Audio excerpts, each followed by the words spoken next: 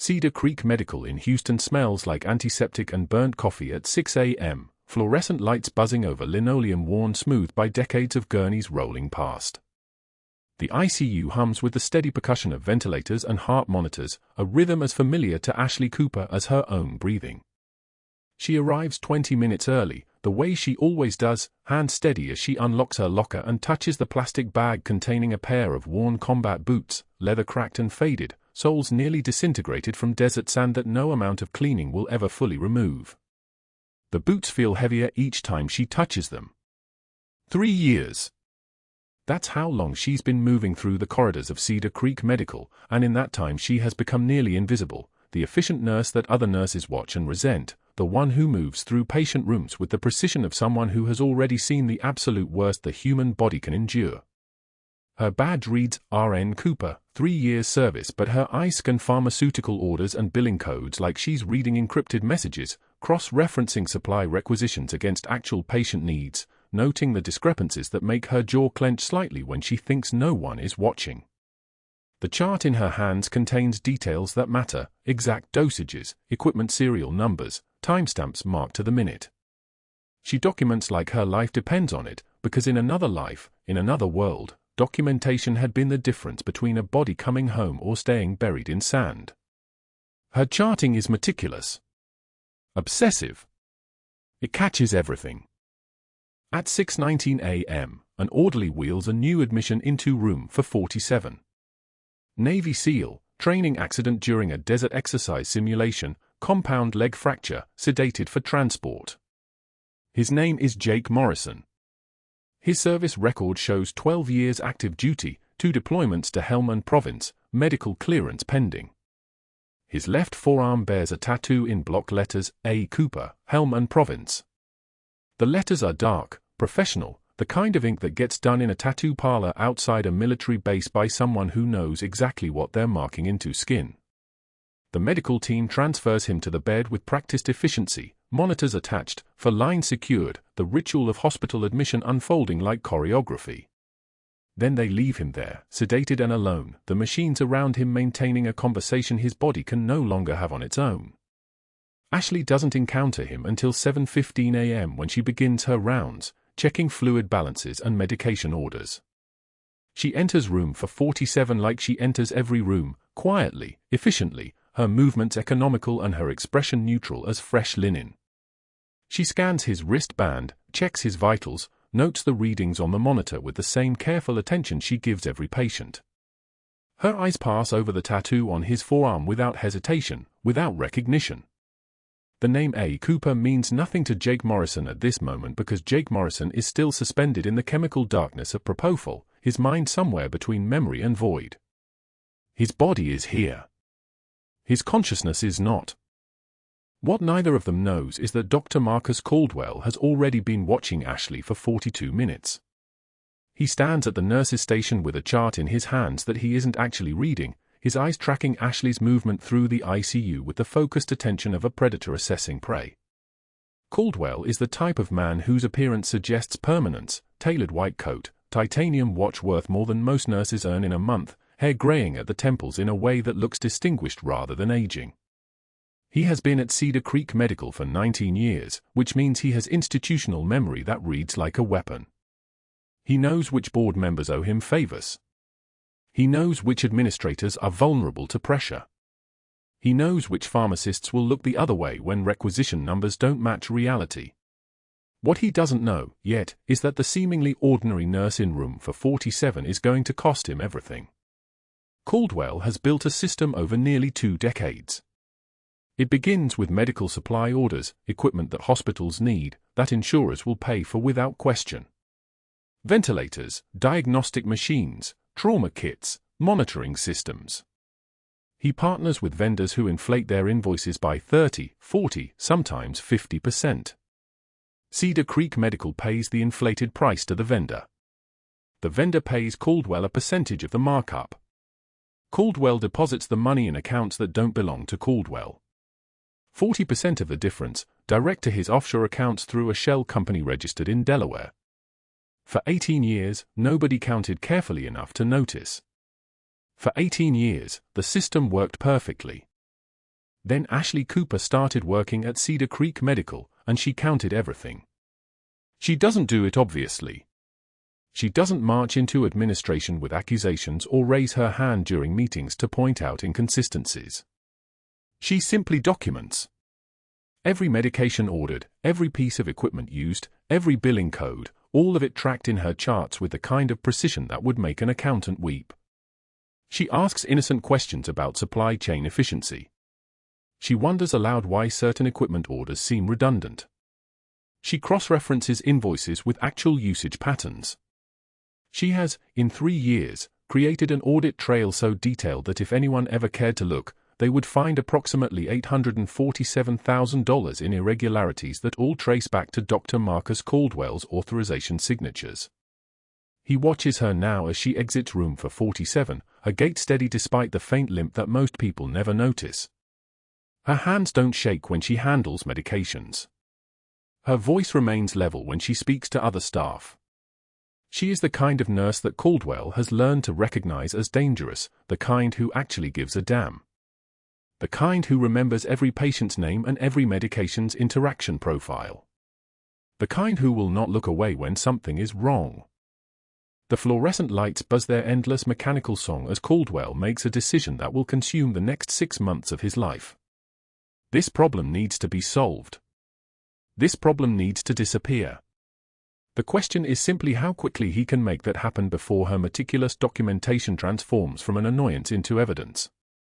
He picks up his phone and begins scrolling through contacts, people who owe him, people who can be useful, people who understand that sometimes obstacles need to be removed. His expression doesn't change, but something cold moves behind his eyes, the kind of calculation that suggests he has done this before. What he doesn't understand is that the woman he's marking for destruction has carried wounded soldiers 5 miles through enemy fire in Helmand Province with a bullet in her own leg. That she has restarted human hearts in sandstorms. That her hands have held more lives together than most surgeons encounter in entire careers. That the boots in her locker tell a story he cannot possibly comprehend. That she was trained by people who made Caldwell look like a child playing checkers. But he will learn. He will learn very thoroughly. In room for 47, Jake Morrison begins to dream. The propofol keeps him submerged, but beneath the chemical darkness, something stirs. His body remembers things his conscious mind cannot access yet. His body remembers the weight of a medic carrying him across open ground with rounds snapping overhead.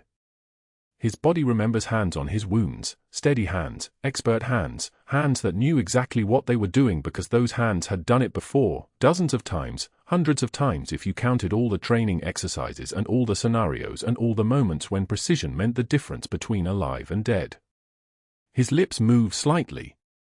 His left hand twitches against the hospital blanket. And then, from somewhere deeper than reason, from the place where muscle memory lives and trauma gets encoded, he begins to speak her name into the darkness of his unconsciousness. "Hey, Cooper. Hey, Cooper, don't leave me. Hey, Cooper, stay with me. Hey, Cooper."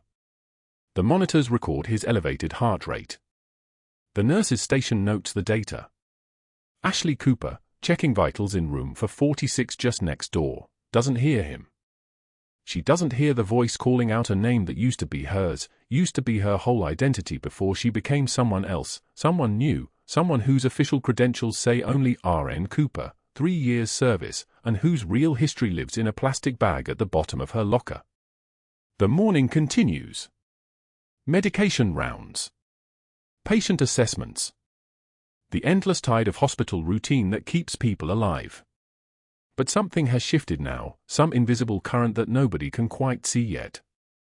A Navy SEAL sleeps in room for 47 with a tattoo on his arm bearing the name of someone he thinks he'll never see again.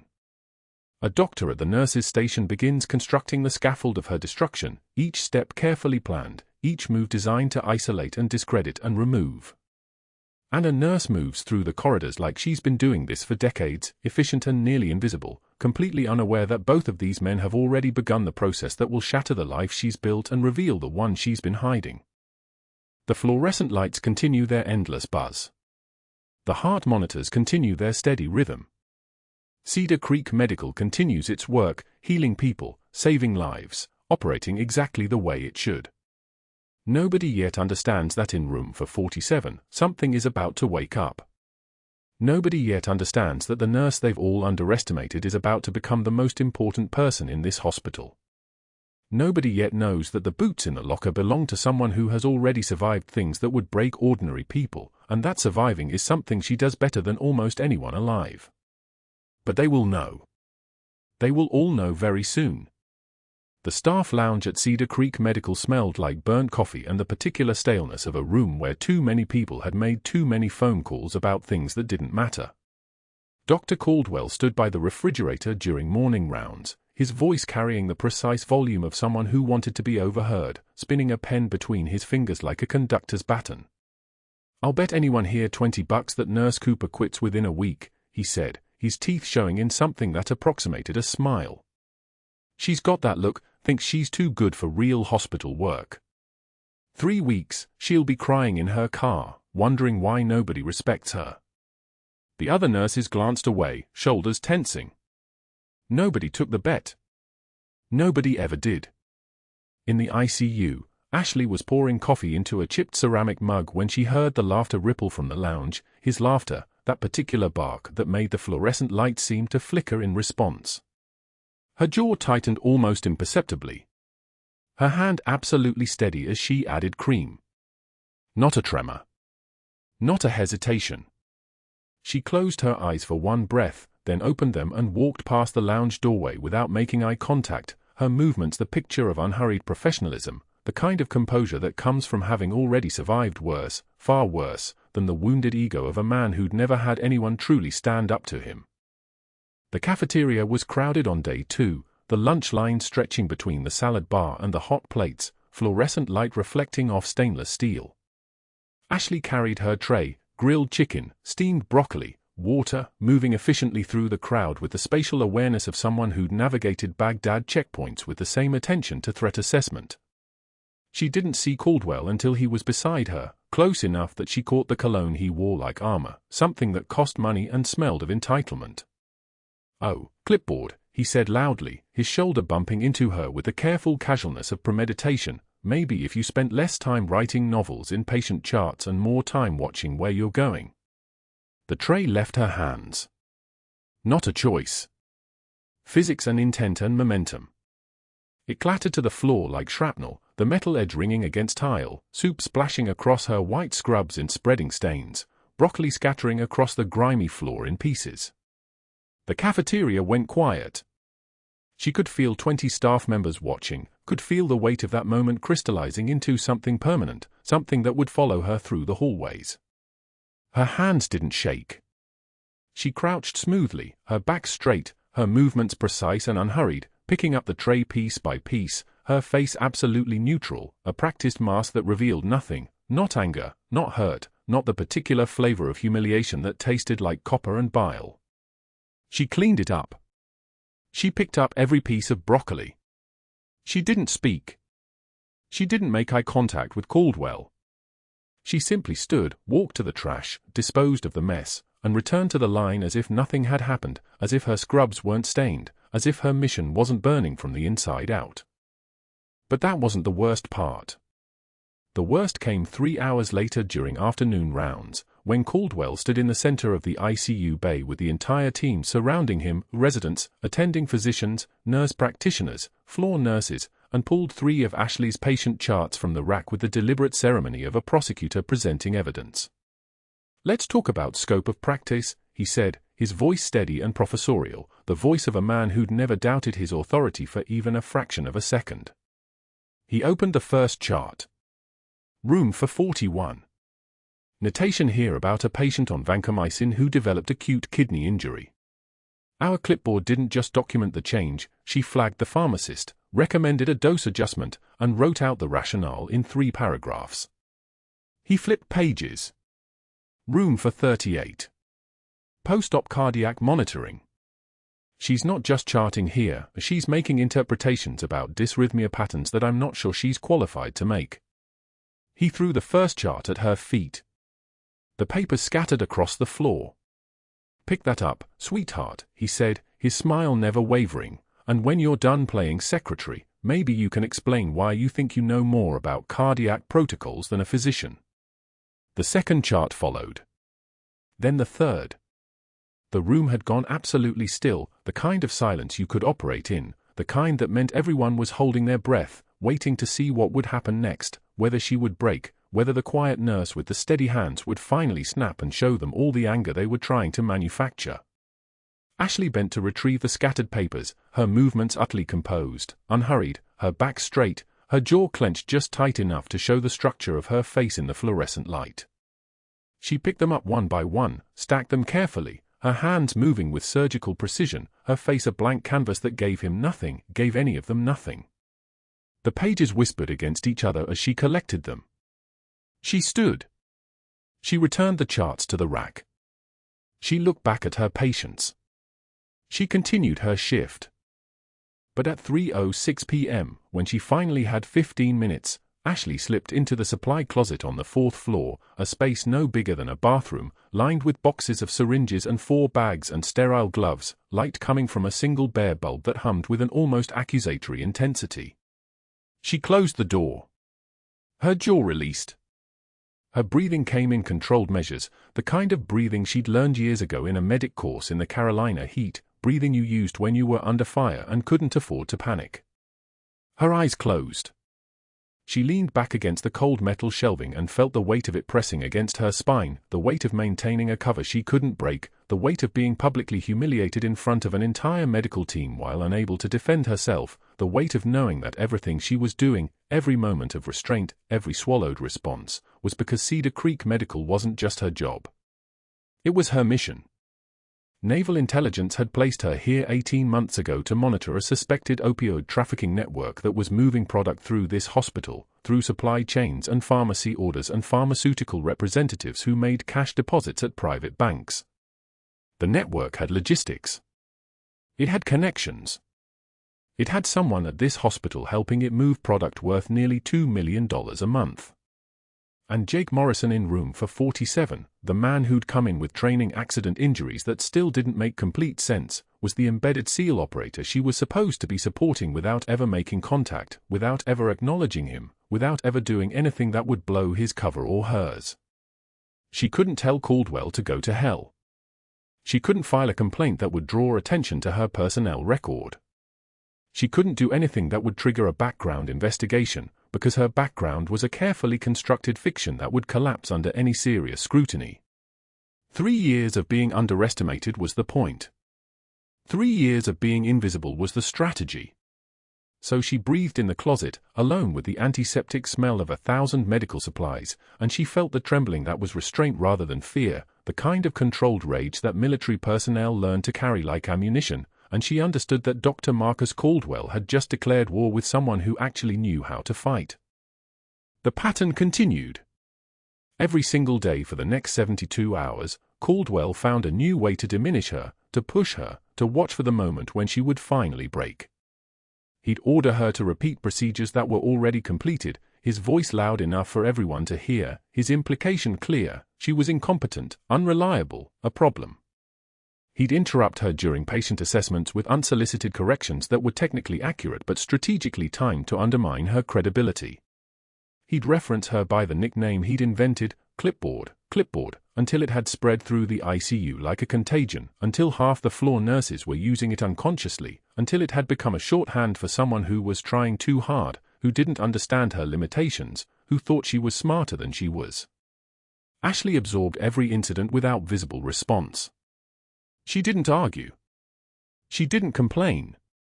She didn't even acknowledge the remarks with more than a slight pause in her movements. But Caldwell was beginning to realize, 3 days in, that something was wrong with his strategy. She should have been crying by now. She should have been calling her union rep. She should have been questioning herself, second-guessing her competence, the way most people did when faced with this kind of coordinated public humiliation. Instead, she was becoming quieter. Her voice had dropped to something almost mechanical. Her movements had become more efficient, almost militaristic in their precision. The other nurses were starting to notice it too, the way her jaw set, the way her eyes focused, the way she carried herself with a kind of authority that didn't match her title. And that terrified him. Because Caldwell had spent his entire career understanding one thing: there was a specific type of person who didn't break under pressure, who didn't respond to humiliation with tears or anger or resignation. There was a specific type of person who just got quieter and more dangerous. And he was beginning to suspect that he'd made a catastrophic error in judgment. He'd pushed the wrong person. And she hadn't just endured it. She was learning exactly how far he was willing to go. The cardiac monitor was screaming. 2:14 a.m. Room 523. The post-surgical patient's blood pressure had collapsed to 68/42, dropping like a stone down a well, and the sound of that monitor was the only voice in the unit speaking the truth. Something was catastrophically wrong inside that man's chest. Ashley moved toward the room with the kind of precision that comes from having done this before, not in a hospital under fluorescent lights, but in a Helmand Province field tent with incoming fire hammering the sandbags outside. The resident on call, Dr. Marcus Chen, stood frozen at the bedside, staring at the monitors as if they might suddenly start lying. His hands hung at his sides. His mouth was open. He looked like a man watching a car accident unfold in slow motion. The patient's skin had turned the color of wet concrete. Muffled heart sounds. Distant and faint, like someone playing a radio in another room. The neck veins were distended, swollen thick as garden hoses above his collarbone, and Ashley's hands were already moving before her brain finished the diagnosis. Pericardial tamponade. Blood pooling in the sac around the heart, compressing it, strangling it. Probably a surgical bleeding complication from the afternoon's emergency appendectomy, the kind of thing that happened sometimes when the body decided to turn on itself. The kind of thing that killed people in 3 minutes if you didn't act. "Step back," Ashley said to Dr. Chen. Not a request. A command. Her voice had dropped into the register it used in combat zones, calm as a surgical laser, steady as hands that had held together a Navy SEAL's shattered ribcage in the dark while mortars whistled overhead. Dr. Chen looked at her as if she'd spoken in Pashto. "I'm the attending physician." "You're frozen." "I'm working." She was already pulling the crash cart toward the bedside, her fingers finding the spinal needle and a 20-milliliter syringe by muscle memory alone. The needle was thin, smaller than what most doctors would reach for, thinner than what the textbooks recommended, but she'd learned long ago that textbooks were written by people who hadn't had to work fast in the rain. "ETA for cardiothoracic." 12 minutes, the nurse manager answered. Her name was Diane. She was sharp enough to understand that someone in this room knew something the other people didn't. Maybe 10 if traffic. Patient won't make 10. Ashley was already marking the needle insertion point, fourth intercostal space, just lateral of the left sternal border. The anatomy was singing to her now, every landmark announcing itself like it always did when the pressure was on. Her hands moved on their own, finding the angle, the depth, the precision that separated living from dead. She could smell the antiseptic and the sharp copper iron tang of blood seeping through the surgical dressing where the catheter had come loose. "Prepare for immediate pericardial drainage." The needle went in. No hesitation. No tremor. The kind of needlework that only comes from 3 tours through villages where people shot at you while you stitched their neighbors back together.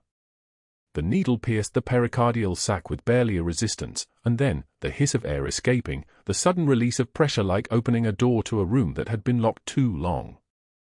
Dark blood filled the syringe immediately, pooling in the chamber with the dark red color of old dried paint, the color of compromise, the color of death trying to happen. O2 sat. Ashley's voice was the only calm thing in the room.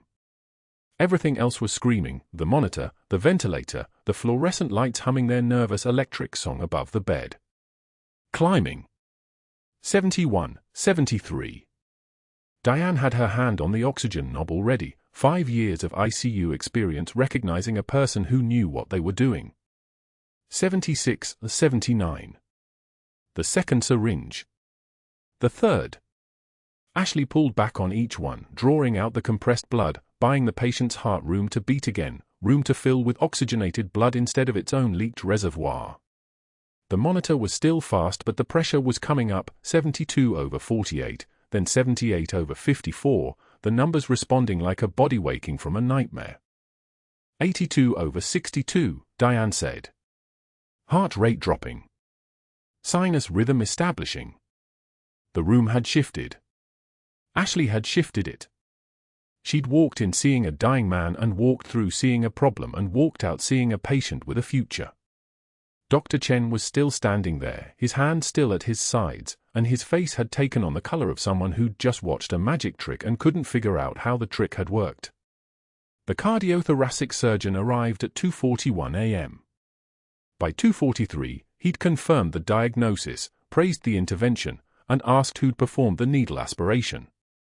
Diane pointed to Ashley, who was already documenting the procedure with the same meticulous attention she gave to everything: times, vitals, what she'd seen, what she'd done, the names of everyone present. The surgeon, Dr. Robert Hayes, actually shook his head in something that looked like disbelief. "That was beautiful work," he said.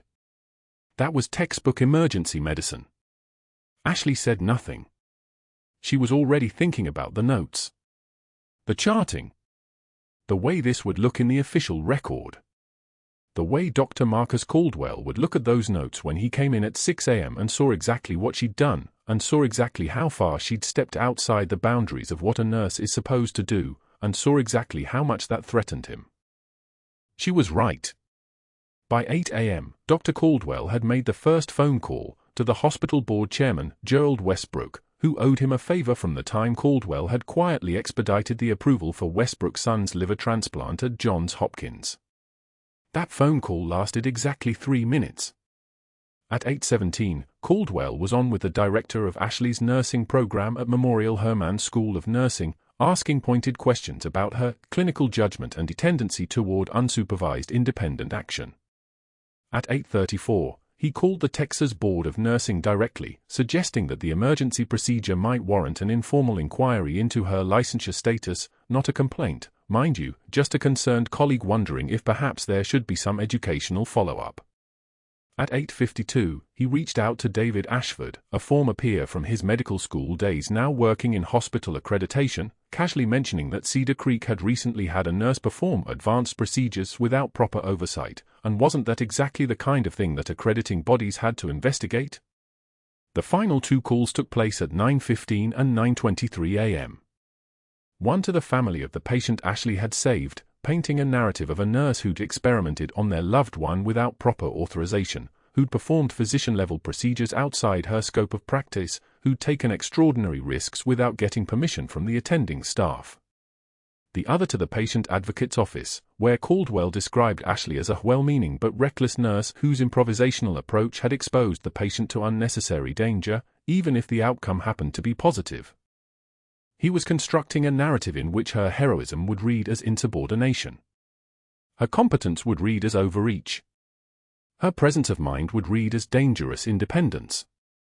And by the time the director of nursing called her into the office at 11 a.m., that narrative had already started to harden into something that looked like fact.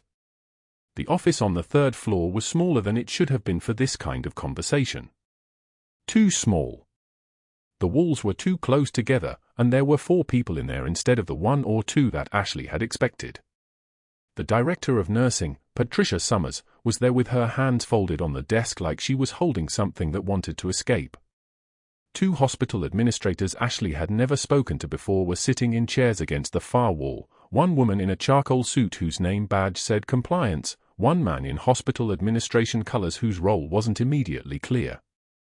And a security officer, Marcus Webb, was standing near the door with the kind of neutral expression that only came from having done this before, having asked people to leave. "Ms. Cooper," Patricia said, and there was something in her voice that had already decided, "we need to discuss the events of this morning in room 523. The sunlight coming through the window was the color of weak tea. Ashley sat down without being asked, her hands folding together in her lap, her voice staying level and measured as a pilot on approach. "What specifically?" "The pericardiocentesis," Patricia said. "Dr. Caldwell has raised concerns about the appropriateness of a nurse performing that level of intervention without physician authorization or supervision." The attending was frozen. Patient was going into cardiac arrest. 3-minute window before brain death began. Ashley's voice didn't rise. It didn't crack. She could feel the weight of the moment pressing down on her shoulders like gravity amplified, but her hands stayed folded, and her eyes stayed level. The procedure is in my scope as an emergency intervention to prevent patient death. There's been a complaint filed. The woman in the charcoal suit opened a folder. By Dr. Caldwell. Regarding patterns of unsupervised advanced practice. He mentions your meticulous charting. Actually, he describes it as excessive attention to detail that suggests you're attempting to establish authority beyond your position. The irony was so perfectly targeted that Ashley almost smiled. Her detailed charting, the same charting that was supposed to be documenting Caldwell's fraud, the same meticulous records that were building toward the evidence naval intelligence needed to prove the opioid diversion, the medical supply markup scheme, the entire criminal apparatus that Caldwell had constructed inside Cedar Creek Medical, was being weaponized against her. It was brilliant, actually. Cruel and brilliant, and exactly the kind of move that someone who'd been backed into a corner makes when they're not yet desperate enough to do something stupid. I chart what I observe, Ashley said. I chart it accurately. If that's being questioned. It's not just the charting, the male administrator said. He had a file too. Everyone had files. Everyone had prepared their questions in advance. We've received multiple reports about your professional conduct. Questions about your demeanor with staff. Concerns raised by colleagues about your attitude during rounds. None of these things had happened. Ashley knew they hadn't happened because she'd been meticulous about her interactions, had smiled when appropriate, had deferred when necessary, had made herself small and careful and exactly what a good nurse was supposed to be. These were fabrications, constructed whole cloth from nothing, built from the raw material of Caldwell's fear. I'm not aware of any formal complaints filed through appropriate channels, Ashley said. Her voice had stayed level.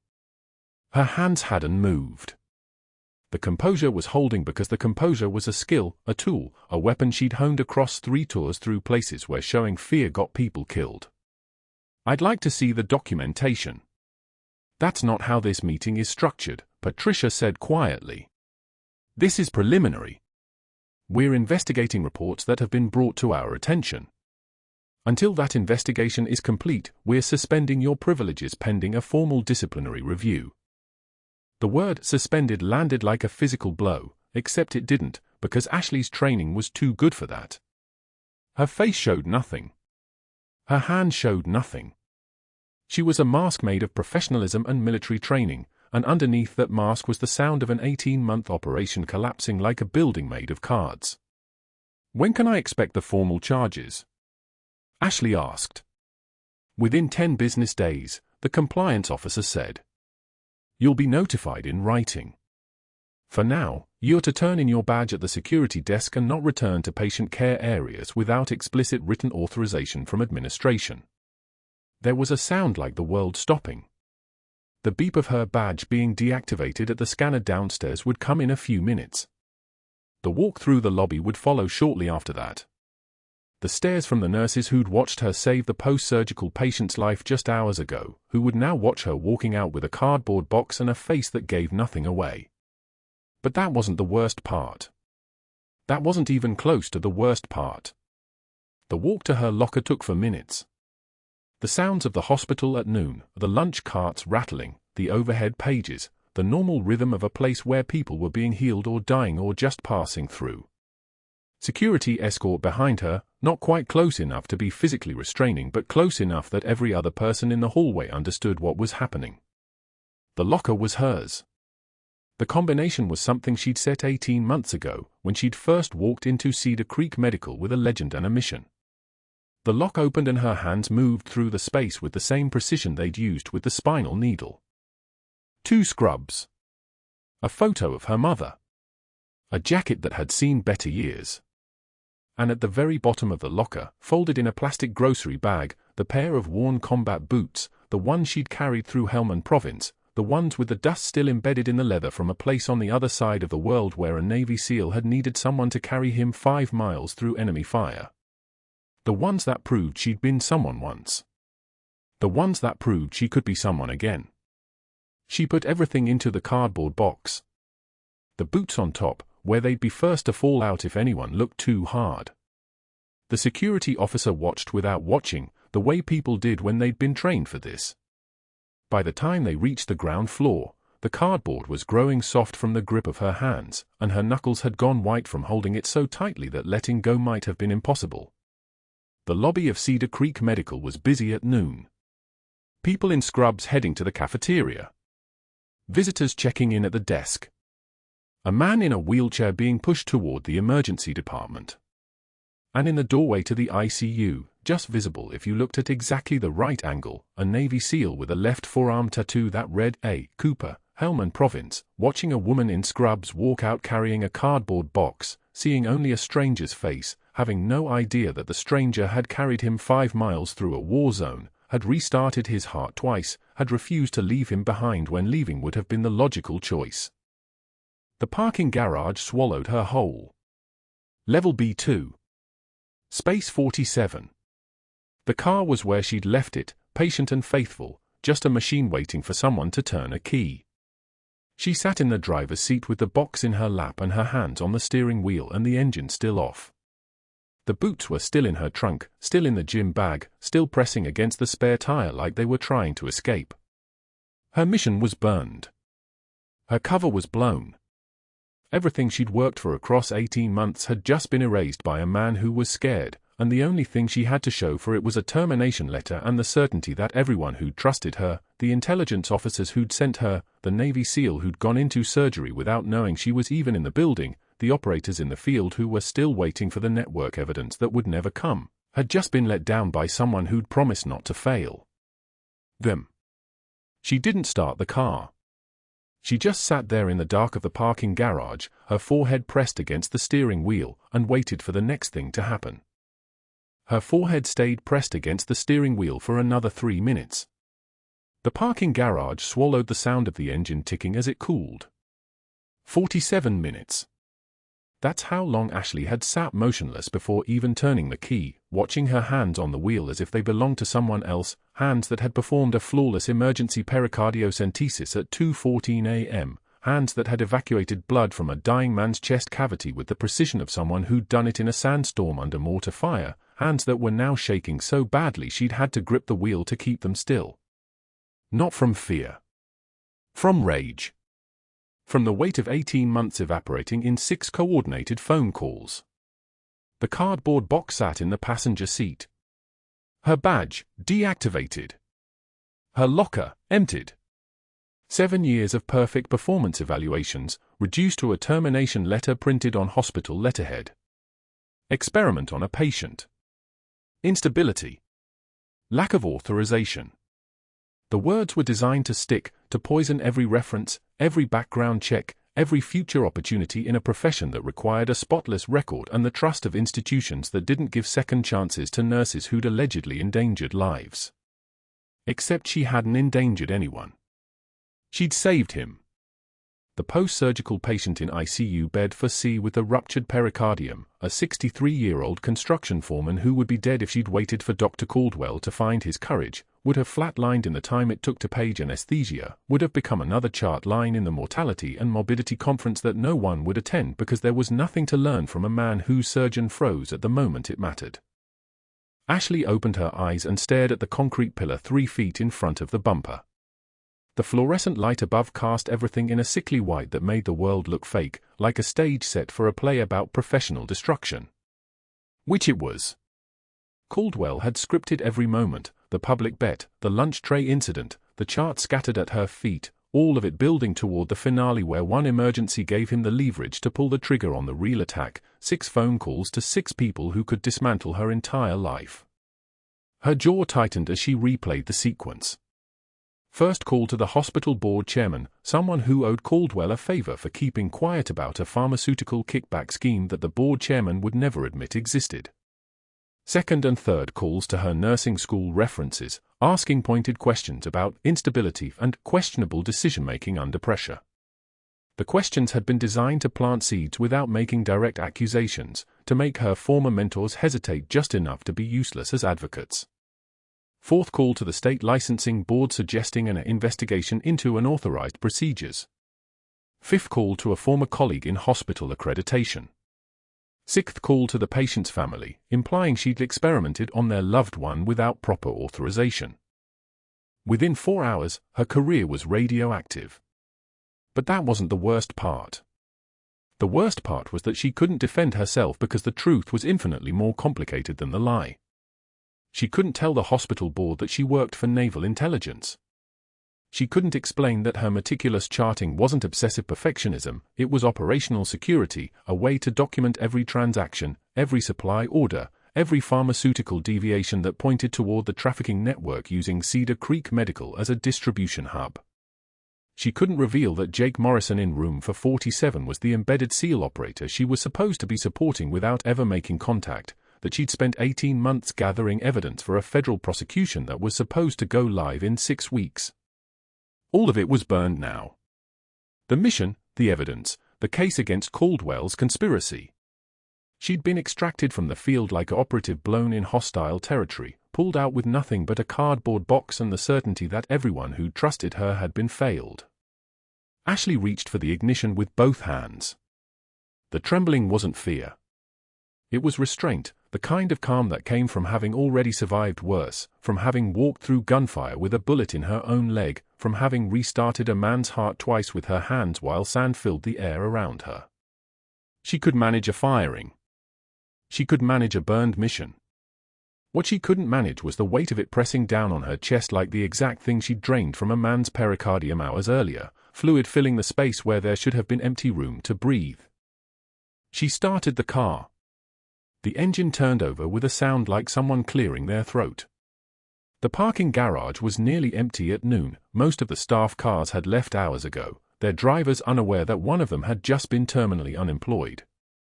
Ashley gripped the steering wheel and made a decision: go home, file the mission failure report with her handler at Naval Intelligence, and accept that Master Chief Petty Officer Ashley Marie Cooper's cover as a civilian nurse at Cedar Creek Medical was finished. The drive to her apartment took 17 minutes. She didn't remember most of it.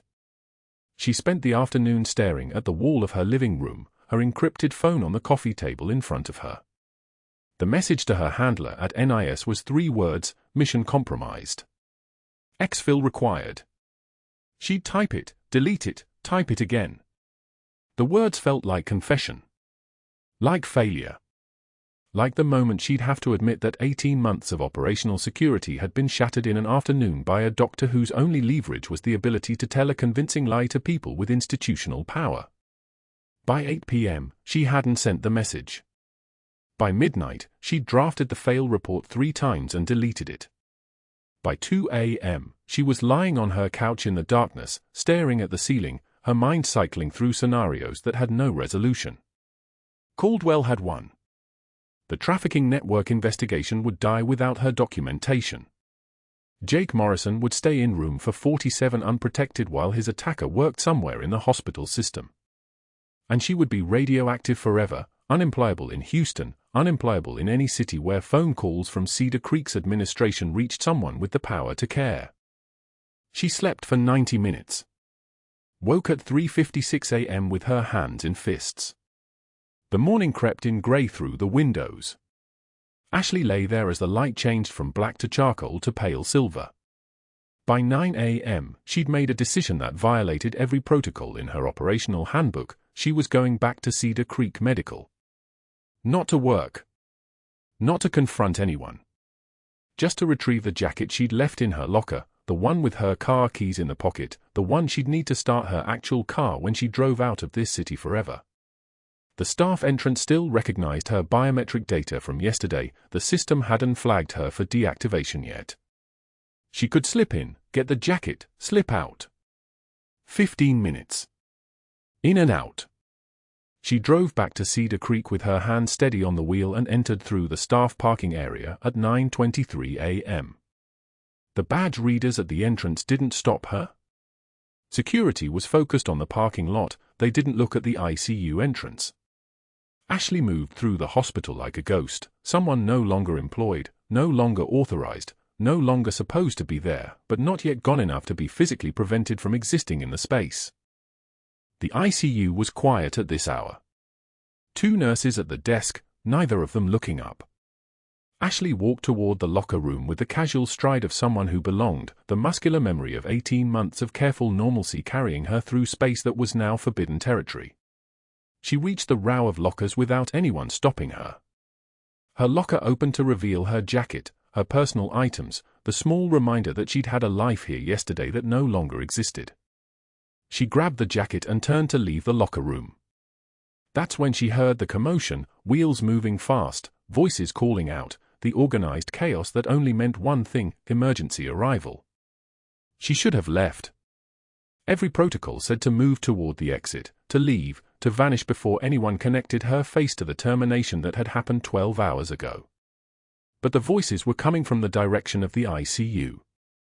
And the phrase she heard one of the orderlies use, county lockup transfer, federal custody hold, made her freeze for exactly 1 second. She moved toward the ICU instead of away from it. The gurney came through the double doors with security flanking it, 2 corrections officers and someone from the U.S. Marshal Service based on the jacket. The prisoner on the gurney had a shrapnel wound on his left shoulder, blood soaking through the makeshift dressing. Ashley's eyes registered the wound first, location, size, depth, and her brain began running triage calculations automatically. The patient required surgical consult before transport. Probably stable but compromised. Likely needed imaging to rule out vascular involvement. Then she saw his face. The world didn't stop. The world accelerated. 3 years compressed into a single moment of recognition that was so complete it felt like vertigo. Lashkar, the Taliban cell leader she'd personally secured with zip ties after he'd ordered his fighters to fire on a casualty collection point. She'd killed 3 of his men with a sidearm in her non-dominant hand while dragging Jake Morrison toward cover. She'd watched this man's face from the scope of a rifle carried by the Delta operator providing overwatch. She'd interrogated him afterward in a detention facility that didn't officially exist. The man's eyes snapped to hers. His face went white. Then red. His mouth opened and he started thrashing against the restraints, his voice rising to something that sounded like a scream in Pashto, words that made the orderlies flinch. Shaitan. Shaitan nurse. Devil medic. Devil nurse. He switched to broken English, the words tumbling out in a voice thick with panic and rage. She is soldier. She killed my brothers. She is not nurse. Shaitan nurse. Shaitan nurse. He kept screaming it. Over and over.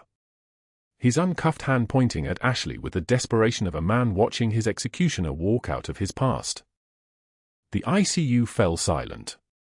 Every head turned toward Ashley at the same moment, and she felt the weight of institutional confusion land like a physical thing, dozens of people trying to reconcile a shouted accusation with the appearance of a woman in a jacket who shouldn't be here, who'd been fired yesterday, who a prisoner from federal custody was calling a soldier and a killer and something in a language they didn't understand.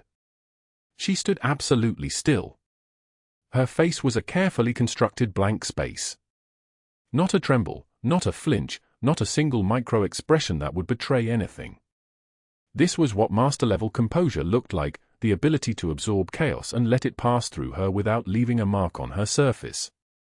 She pushed through the ICU doors at 7 in the morning, before shift change, before the hallways filled with staff who'd surely been talking about her all night. Just here for her jacket. In and out. The one thing she'd left behind when security escorted her from the building was hanging in her locker, a Navy windbreaker with a rip in the seam she'd been meaning to fix since October. 3 years ago she'd carried a Navy SEAL 5 miles through gunfire. 3 days ago she'd lost her job saving a patient's life. The mathematics of that equation still didn't balance. The ICU was quieter at this hour, only the essential staff moving through the halls. The heart monitors provided a steady percussion, beep, beep, beep, the sound of 60 people still breathing, still fighting. She kept her head down, her pace measured. Composure was a muscle. She'd been exercising it for 18 months straight, and she wasn't about to stop now because someone had decided her competence was threatening. But then the ambulance bay doors exploded open. Orderlies wheeled in a stretcher at a run, and the man on it was screaming in Pashto. Ashley recognized the language before she recognized the face, and when she did, her stride broke, just for a fraction of a second, just enough to reset her breathing.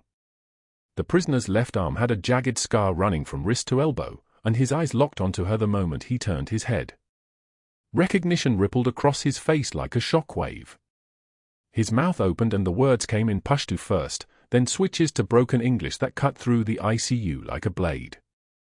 Shaitan nurse. Shaitan nurse. Devil medic. Devil medic. The same voice that had screamed orders outside Lashkar Gah 3 years ago, the voice of a Taliban cell commander whose fighters she'd zip-tied after he'd shot Jake Morrison in the sternum.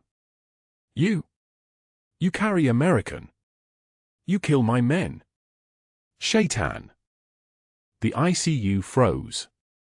Orderlies stopped mid-stride. A nurse dropped a medication tray. The heart monitors continued their beeping, indifferent to what was happening on the human level. Beep, beep, beep, the sound of normalcy collapsing in real time. Ashley's composure didn't crack. Her hands didn't move. Her expression remained a perfect mask of professional neutrality, the same mask she'd worn while Dr. Caldwell threw charts at her feet.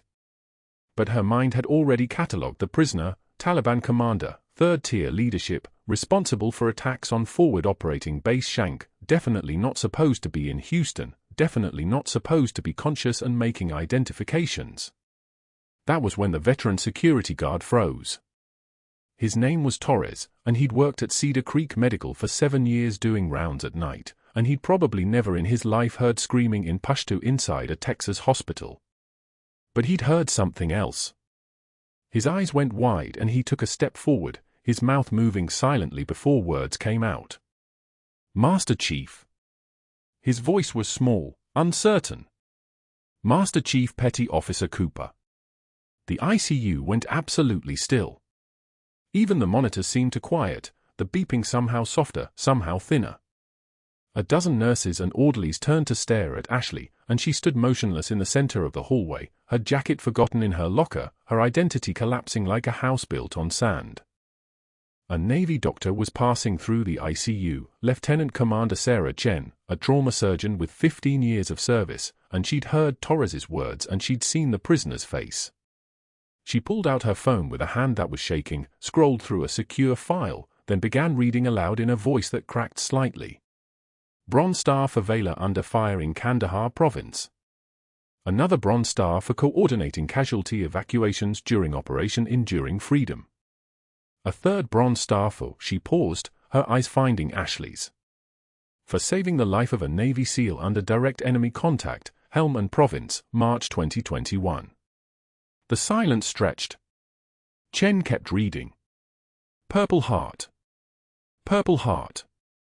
And a Navy Cross for exceptional heroism. She looked up from her phone.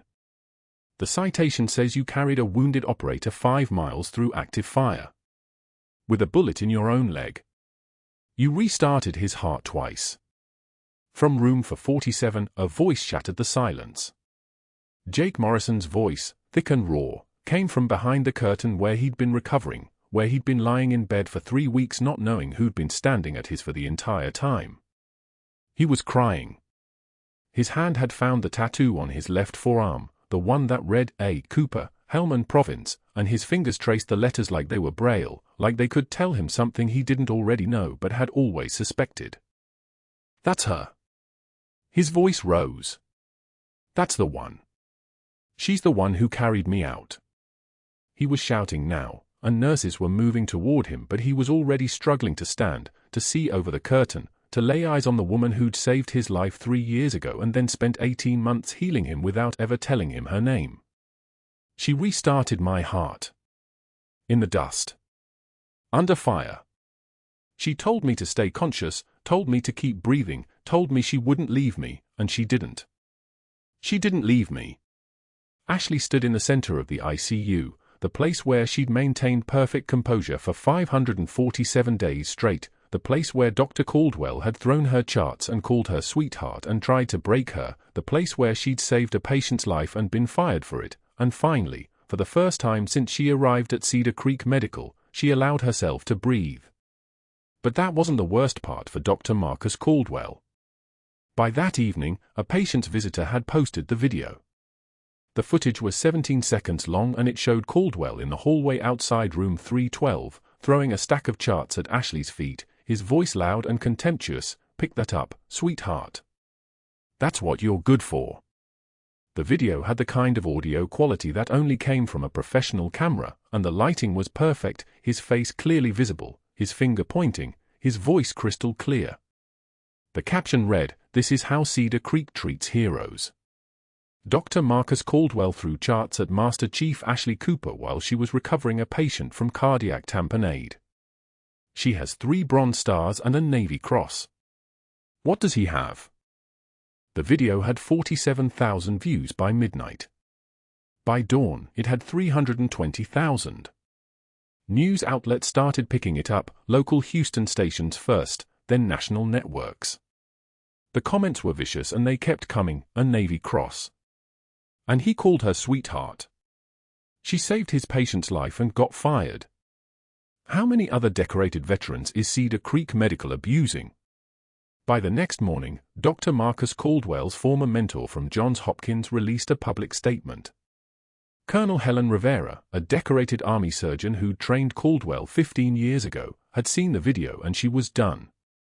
"Dr. Caldwell no longer represents the values or the standards of Johns Hopkins Medical," her statement read. "I am demanding a full investigation into his conduct and his departmental finances. Effective immediately, I am disassociating myself professionally and personally from Dr. Caldwell." Within 72 hours, the hospital board launched an audit.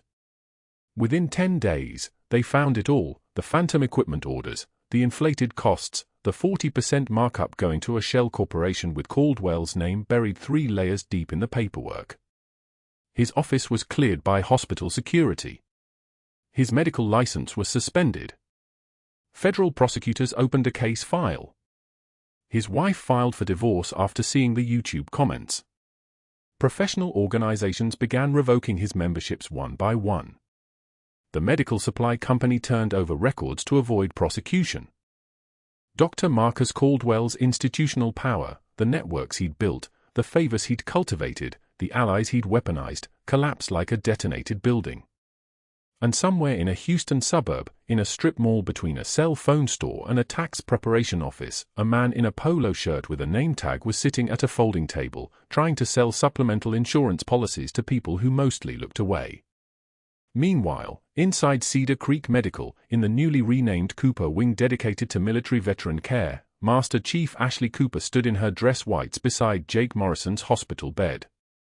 She wore her uniform for the first time in 18 months, the white dress uniform of the Navy, the jacket bearing the ribbons that had been documented in that file, 3 Bronze Stars, 2 Purple Hearts, and the Navy Cross hung near her shoulder.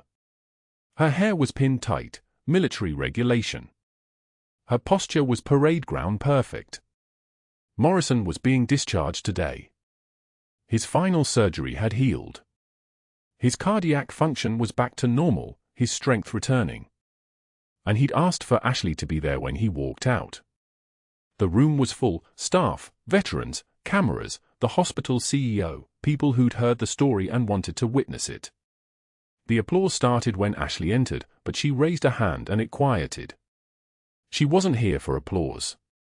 She was here because Morrison had carried her name on his arm, and she'd carried him through 5 miles of hell, and some debts transcend civilian life. Morrison stood with his cane, and he looked at the woman in dress whites, and his eyes filled with tears that he didn't bother to hide. "For 3 years I knew her face," he said, his voice rough. "But I couldn't remember it. I knew she'd saved my life, but I didn't know her name wasn't in my medical file because she was embedded in an operation I wasn't supposed to know about. I wore her on my arm." He raised his left forearm and showed the tattoo to the assembled crowd. "A. Cooper, Helmand Province." I didn't know what it meant. I didn't know she was here. I didn't know she carried a bullet in her own leg while carrying me. I didn't know I owed her everything. The room was silent. The kind of silence that happens when people understand they're in the presence of something larger than themselves. Ashley looked at Morrison, and for the first time, she didn't look away. When the cameras finally left and the staff dispersed back to their patients, Ashley walked Morrison to the hospital entrance. They didn't talk much. Some things don't require words. At the glass doors, Morrison turned back and gripped her shoulder, the kind of grip that said what his voice couldn't quite manage. He left. And Ashley returned to her station, to the ICU, to the place where she'd hidden her identity for 547 days and finally, been found. If you've ever had someone believe in you when you couldn't believe in yourself, if you've ever discovered that the person you judged as ordinary was actually extraordinary, if you've ever wondered whether the quiet person in the room might be carrying secrets that would change everything, subscribe to our channel. Like this video. Tell us in the comments, what would you have done in Ashley's position?